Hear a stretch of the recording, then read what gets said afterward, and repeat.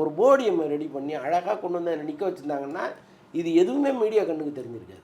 அது பாட்ட போயிருக்கோம். அவருக்கான இமேஜ் வந்து அப்படியே காப்பாற்றப்பட்டிருக்கும். அது எதுவுமே பண்ணாமல் ரொம்ப அலட்சியமாக இருந்துட்டாங்களோன்னு எனக்கு தோணுச்சு. இன்னொன்று வந்து அவருக்கு இப்படி ஒரு உடல்நிலை வருவதற்கு காரணம் நண்பர்கள்ட்ட தானே இறக்கி வைக்க முடியும். எல்லா பிரச்சனையும் நண்பர்கள்ட்ட தான் நீங்கள் சொல்ல முடியும். ஒய்ஃப்கிட்ட சொல்ல வேண்டியது ஒய்ஃப்கிட்ட சொல்லலாம், அம்மாட்ட சொல்கிறது அம்மாட்ட சொல்லலாம், அப்பாட்ட சொல்கிறது அப்பாட்ட சொல்லலாம். ஆனால் இவங்க 3 பேர்ட்டையும் சொல்கிறத போய் ஒரு ஃப்ரெண்டுக்கிட்ட சொல்லலாம்.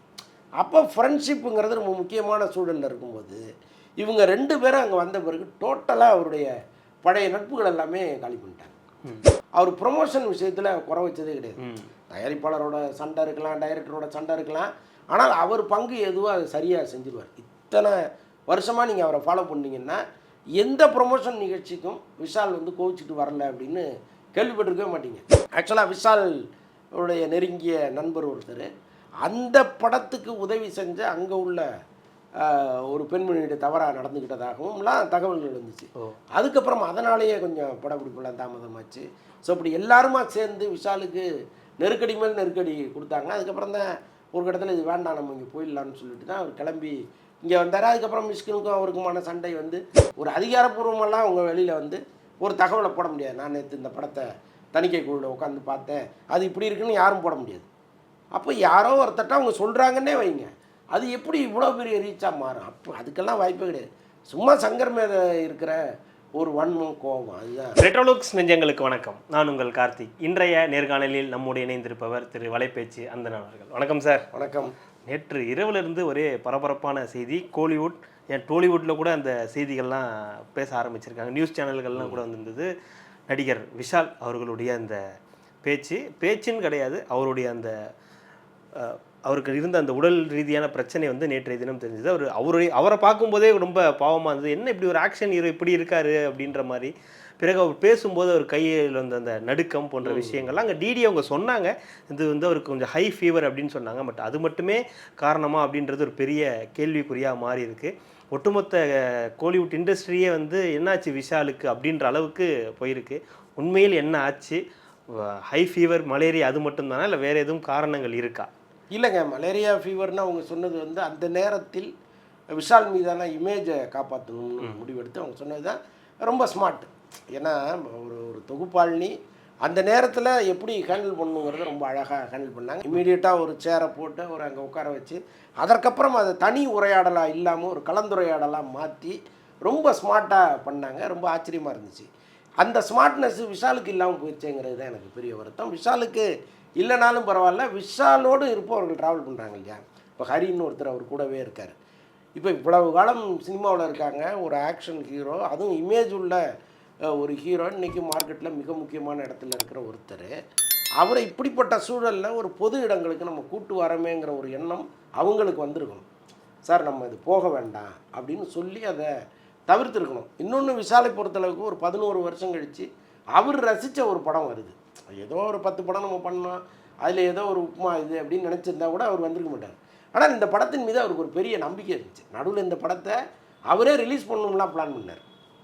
ஸோ அவ்வளோ நம்பிக்கையோட இந்த படத்தில் இருக்கிறதுனால சரி நம்மளால ஒரு பங்கு அதை போய் ஷேர் பண்ணுவேன்னு வந்துட்டார் அவர்.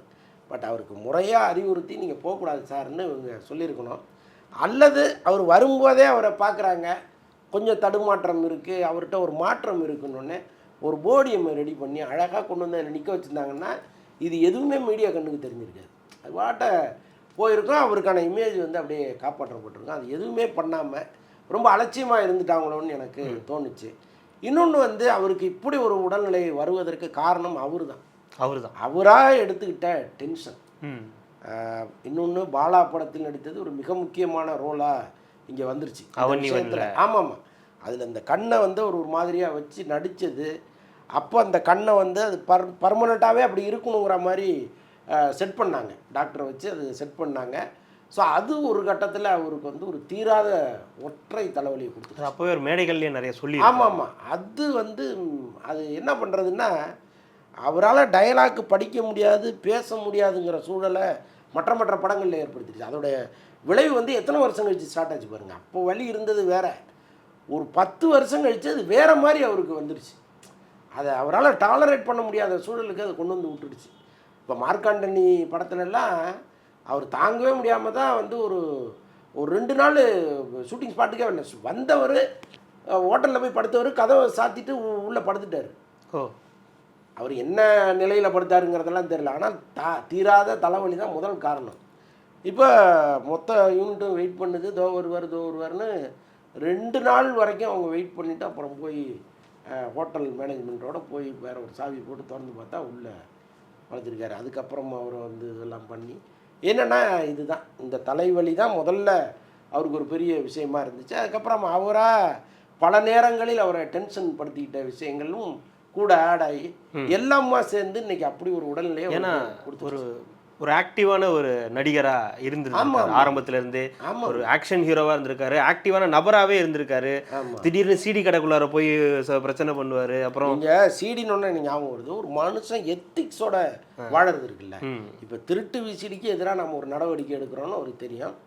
இப்போ அவங்களே வந்து அதை மீறுவாங்க. பல பேரை நீங்கள் பார்த்துருக்கலாம், கொள்கை ஒன்றா இருக்கும், வாழறது வேற ஒன்றா இருக்கும். இவர் வந்து அவர் படங்களுக்கு வந்து ஒரு டிவிடி போட்டு ரெஃபரன்ஸு பார்ப்பாங்கல்ல. அப்போ டைரக்டர் சொல்லுவாங்களா, சார் இதுமாரி டிவிடி வந்து பர்மா சார் போனால் வாங்கிக்கலாம், நம்ம அதை போட்டு பார்த்து இந்த படம் டிவிடி இந்த படம் டிவிடி இதெல்லாம் வாங்கினோம்னா பார்த்துட்டு நம்ம வந்து அதுலேருந்து ஏதாவது ஒரு ஹிண்ட்ஸ் எடுக்கலாம் சார் அப்படின்னா வாங்குங்க, அதை நியாயமாக வாங்குங்க.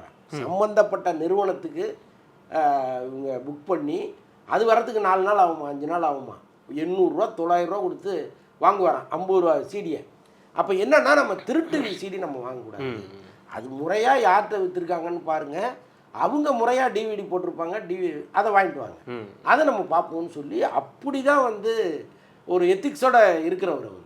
அவருக்கு இப்படி ஒரு நிலைமை வந்திருக்கேங்கிறது தான் நமக்கு அது நம்ம பார்க்கும்போதே அவருடைய உடலில் ஏற்பட்டிருக்க அந்த மாற்றமே பெரிய, அந்த தோற்றத்தில் ஏற்பட்டிருக்கக்கூடிய மாற்றமே வந்து பெரிய கவலையாக தான் இருக்குது. இப்போ அவருடைய ரசிகர்களுக்கும் சரி, பொது மக்களுக்குமே சரி, பார்க்குற சினிமா ரசிகர்களுக்குமே சரி, என்ன இப்படி இருக்காரு அப்படின்ற மாதிரி தொடர்ந்து அவர் கண்ணாடியை கட்டிட்டு அவர் கண்ணிலேருந்து வரக்கூடிய அந்த கண்ணீரை துடைக்கிறதாகட்டும் எல்லாமே ஒரு வகையான சிம்பத்தியாக வந்து விஷால் அவர்களுக்கு மாறி இருக்கு. அப்படின்னும் போது இதற்கு இன்னொரு பக்கம் வந்து அவருடைய பர்சனல் லைஃப்பும் பெரிய காரணமாக இருக்கலாம். அவர் கூட இருந்த நண்பர்கள் அந்த மாதிரி, அப்புறம் அவருக்கு ஒரு நிச்சயதார்த்தமாகி அதுக்கப்புறம் அது திருமணமாக ஆகாதது போன்ற பல விஷயங்கள், இதெல்லாமும் பெரிய காரணமாக அதில் இல்லை. மனக்கவலை அவருக்கு ஏகப்பட்டதுங்க இருக்குது, அதில் வந்து மாற்று கருத்தே இல்லை. நிறைய கவலைகள் அவருக்கு உண்டு. முக்கியமாக இந்த நடிகர் சங்கத்தை கட்டி முடிக்கலையேங்கிற ஒரு வருத்தம் அவருக்குள்ளே இருந்துகிட்டே இருக்குது. அவர் வந்து ரொம்ப அழகாக போயிட்டு இருந்தது தான் திடீர்னு ஒரு இடத்துல ஸ்டக் ஆகிடுச்சு. அது உள்ளுக்குள்ளேயே பயங்கர குழப்பங்கள். எப்போவுமே வந்து ஒரு 4 எருது ஒன்றா இருந்ததுன்னா அதை எப்படியா பிரித்து விட்ற முயற்சிகள்லாம் இங்கே நடக்கும். அப்படி வந்து நடிகர் சங்கத்திலேயே இவங்களுக்குள்ளே இருந்த நட்பை எல்லாம் பிளவுபடுத்தி ஏகப்பட்ட வேலைகள் நடந்துச்சு. ஒரு கட்டத்தில் ஸ்டாப் ஆகி அதுக்கப்புறம் அந்த நகரவே முடியலையேங்கிற வருத்தமெல்லாம் அவருக்கு இருக்குது. அவருக்கு என்னென்னா அதை எப்படியா கட்டி முடிச்சிடணும், கட்டி முடிச்சுட்டு நான் கல்யாணம் பண்ணுறேங்கிறது ஏதோ ஒரு இதில் சொல்லிட்டார் அவர். ஆனால் இப்போ கல்யாணம் கூட அவருக்கு முக்கியம் இல்லை, இதை கட்டி முடிச்சிட்டோம்னா போதும், நம்ம வாழ்நாள் சாதனை அதுன்னு இப்போவும் கடந்து போராடிட்டு இருக்காரு. அது ஒரு பக்கம் டென்ஷன். அப்புறம் இந்த முடி கொட்டுறது அவருக்கு ரொம்ப காலத்துக்கு முன்னாடியே ஸ்டார்ட் ஆகிடுச்சு. பல படங்களுக்கு படப்பிடிப்புக்கு அவுட்டோர் போகும்பொழுது அவருக்கு இந்த வாட்டர் கேன், இந்த மினரல் வாட்டர் இருக்கு இல்லையா, அதை எடுத்துகிட்டு வர சொல்லி அதில் தான் குளிக்கிற வழக்கம்லாம் அவருக்கு இருக்குது. ஓகே. ஸோ அதை கொஞ்சம் முடியை காப்பாற்றிக்கலான்னு.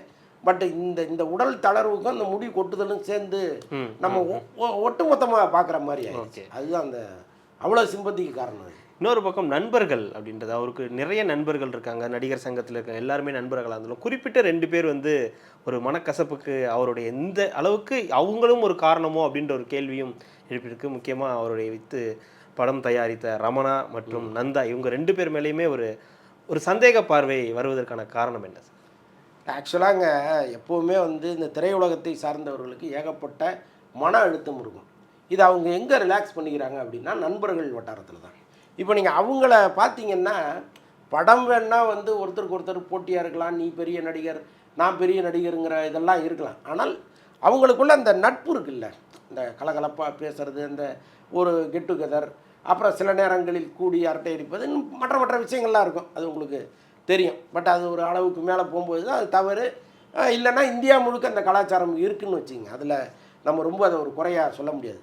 பட் அந்த மனம் விட்டு பேசுகிற இடம்னு ஒன்று அவங்களுக்கு இருக்கும்ல, அந்த இடத்துல நீங்கள் முதல்ல அடிபட்டீங்கன்னா அதுக்கப்புறம் தான் உங்களுக்கு ஸ்ட்ரெஸ்ஸு ஜாஸ்தியாகும்.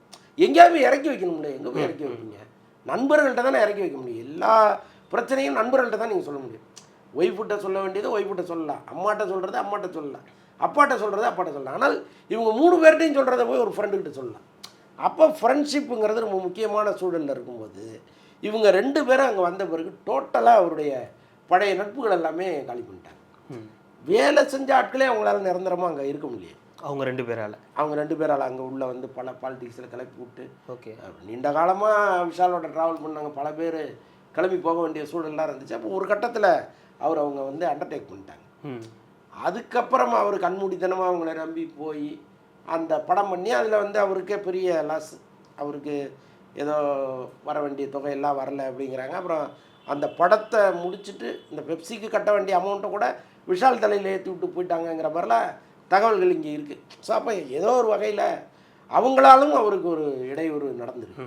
இன்னொரு பக்கம் இந்த படம் மதகஜ ராஜா, நீங்கள் ஆரம்பத்திலே குறிப்பிட்ட மாதிரி கிட்டத்தட்ட 11-12 வருஷத்துக்கு அப்புறம் ஒரு படம் வெளியாகுது அப்படின் போது அந்த கமிட்மெண்ட், நான் அந்த படத்துக்கு வரேன், அந்த படம், ஏன்னா இப்போ இருக்கிற நடிகர்கள் நிறைய பேர் நடிகைகள்லாம் வந்து அந்த படத்தோட ப்ரொமோஷனுக்கே வரமாட்டோம் அப்படின்லாம் அக்ரிமெண்ட்டில் முன்னாடியே சைன் பண்ணும்போது விஷாலோட இந்த அர்ப்பணிப்பு எப்படி பார்க்குது? சரி, ஏன்னா 12 வருஷம் கழிச்சு ஒரு படம் வருது, என்னுடைய உடல்நிலை இப்படி இருந்தாலும் பரவாயில்ல நான் வரேன் அப்படின்ற ஒரு விஷயம் அப்படின்றது இல்லை உள்ளபடி அதெல்லாம் ரொம்ப பாராட்டணுங்க. இப்போ அவரை பொறுத்தளவுக்கு அவருடைய படங்கள் எதுக்குமே அவர் ப்ரொமோஷன் விஷயத்தில் குறை வச்சதே கிடையாது.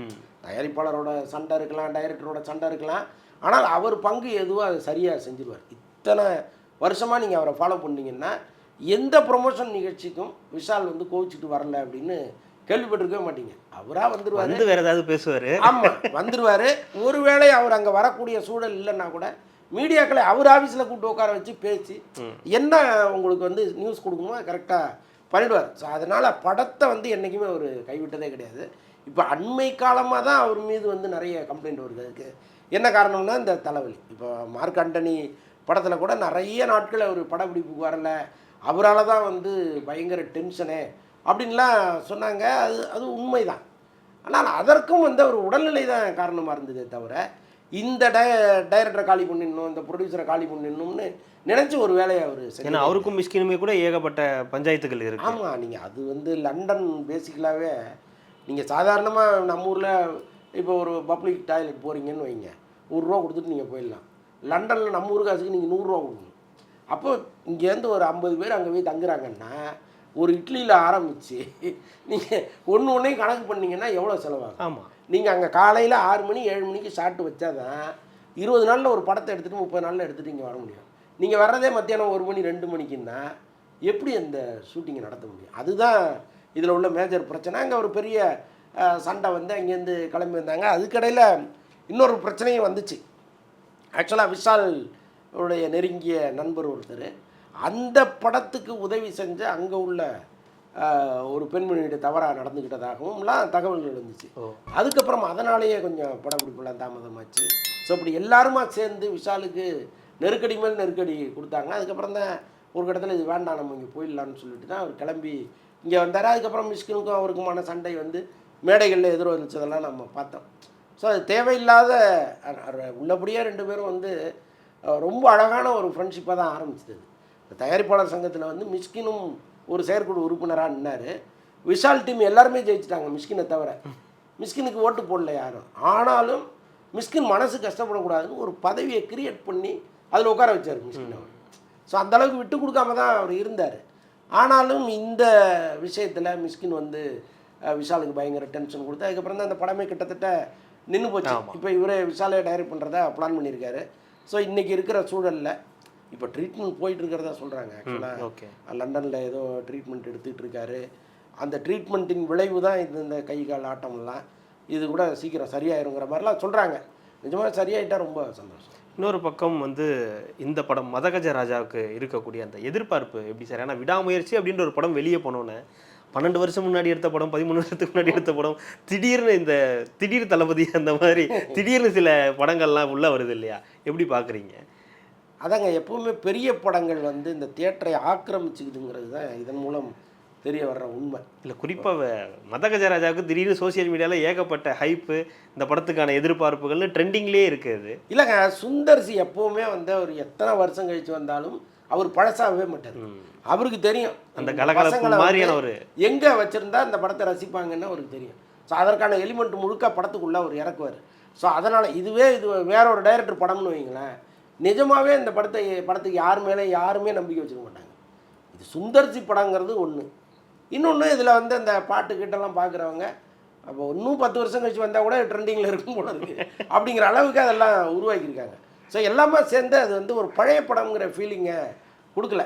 விஷாலை பார்க்கும்போது மட்டும் கொஞ்சம் பழைய விஷாலாக இருக்கார். அது கூட நம்ம பார்க்கும்போது படத்தோட ஜெல் ஐட்டம்னா தெரியாது. இல்லை சந்தானம் வரலையே அப்படின்ற எதுவும் கேள்விகள் இருக்குது, எதுவும் வராதுக்கு எதுவும் ரீசன் இருக்கா? இல்லை அது பெரும்பாலும் ஒரு இப்போ ஹீரோ ஆகிட்டதுனாலயா? ஹீரோ ஆகிட்டது ஒன்று, இன்னொன்று அவர் எங்கே ஷூட்டிங்கில் இருக்காருன்னு தெரியல. பட் அதை பற்றி நம்ம விசாரிக்கல.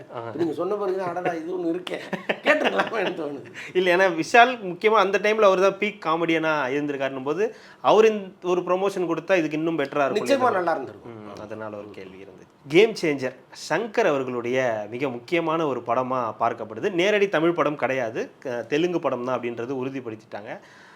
இந்த கேம் சேஞ்சர் படம் வரத்துக்கு முன்னாடியே நிறைய நெகட்டிவ் கமெண்ட்ஸ்லாம் வர ஆரம்பிச்சிருச்சு. இப்போவே படம் பார்த்தாச்சு அப்படின்னு சொல்லி நிறைய பேர் வந்து கமெண்ட்லாம் போட்டு ரொம்ப பழைய டைப்பில் இருக்குது, 90கள் எடுக்க வேண்டிய படம் அப்படின்ற மாதிரியான கமெண்ட்டுகள்லாம் ஒரு பக்கம் வந்துக்கிட்டு இருக்குது. இப்போவே சங்கர் வந்து அவுட்டேட்டட் டைரக்டராக மாறிட்டார், 2K கிட்ஸுக்கான டைரக்டர் கிடையாது அப்படின்ற மாதிரியான நிறைய தகவல்கள் ஒரு பக்கம் வந்துகிட்டு இருக்கு. எதனால் திடீர்னு சங்கருக்கு இந்த மாதிரியான ஒரு நிலை? இப்போவே கேம் சேஞ்சரை வந்து ஒரு தோல்வி படமாக மாற்றக்கூடியதற்கான முயற்சி மாதிரியான இதெல்லாம் இதில் தெரியுது, உண்மைதானே?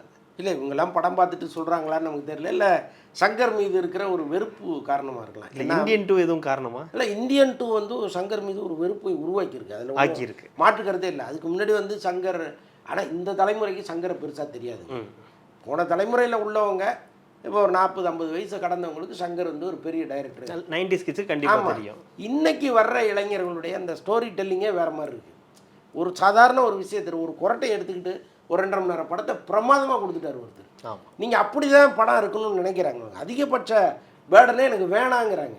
எனக்கு நீ அறிவுரையே சொல்லாத, நீ ஜாலியாக ஒரு படம் கொடு, எனக்கு அது போதும்னு நினைக்கிறாங்க. இல்லைன்னா அதிகபட்ச வன்முறை, குத்துனா வந்து ஒரு 2 கிலோமீட்டருக்கு ரத்தம் தெரிக்கிற மாதிரி படத்தை கொடு, அதை ரசிக்கிறவங்கன்றாங்க.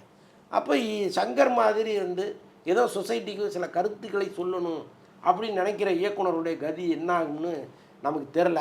ஆனால் இப்போ இந்த படத்தை வந்து அப்படியே இழைச்சி அவ்வளவு கோடிகளை அள்ளி கொட்டி ஒரு படத்தை பண்ணியிருக்காங்க. சங்கருடைய பிரம்மாண்டம் எல்லா காலத்திலையும் ரசிக்கக்கூடியதாக இருக்கும்.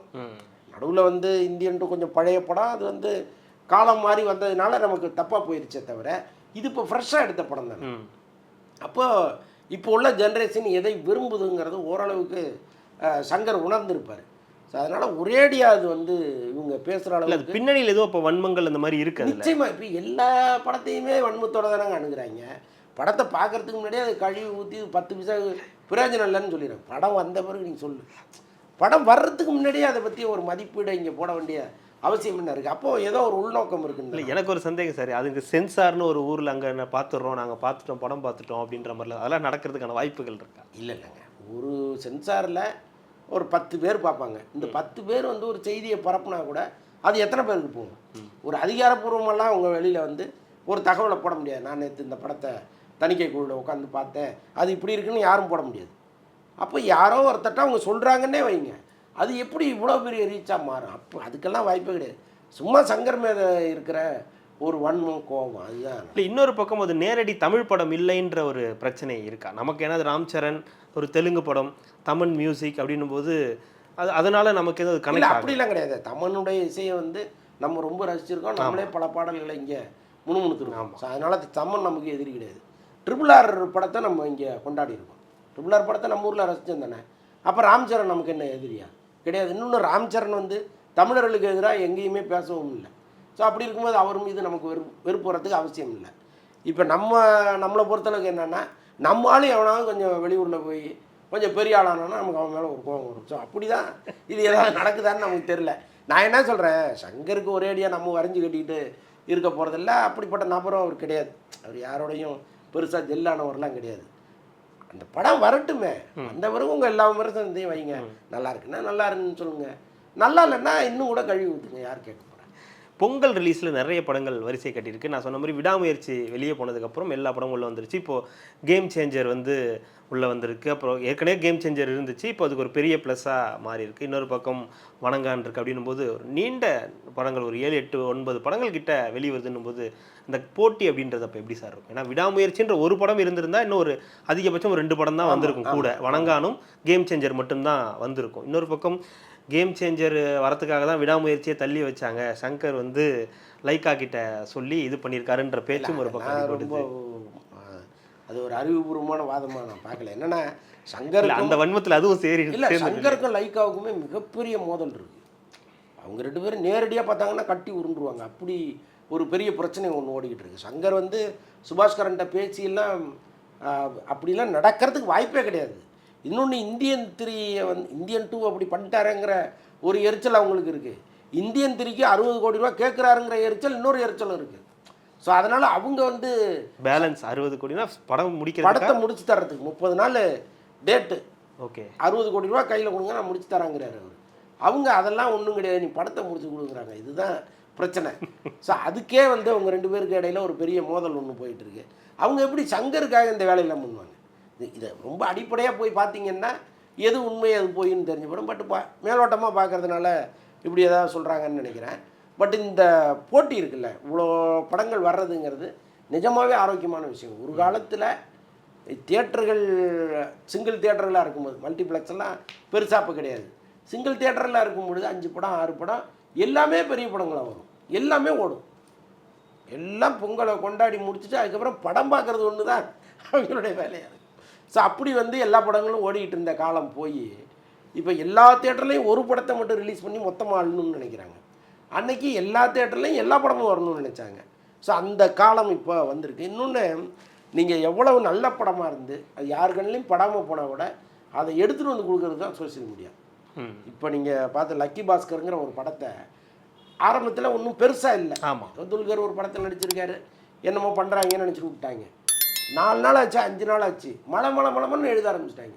துல்கர் சல்மான் இப்படி ஒரு படம் நடிச்சிருக்காரு, போய் பாருங்கன்னு பெரிய ஹிட் ஆகி போச்சு. அவர் தமிழில் நடிக்கிற வர படங்கள் பெரும்பாலும் அப்படி தான் இருக்குது. அதான் சொல்கிறேன். ஸோ அதனால் ஒரு படத்தை தேடி பிடிச்சி கொண்டாடுற தலைமுறையில் நம்ம இருக்கோம். அந்த பயமெல்லாம் வேண்டாம். இப்போ இந்த 10 படம் வந்தால் கூட இதில் எது நல்ல படம்னு ஃபஸ்ட்டு 100 பேர் போய் பார்த்துருவான். இந்த 100 பேரும் 10,000 பேருக்கு பரப்புவான், 10,000 பேர் 1,00,000 பேருக்கு பரப்புவான். அதனால் ஆட்டோமேட்டிக்காக நல்ல படங்கள் ஓடிடும்.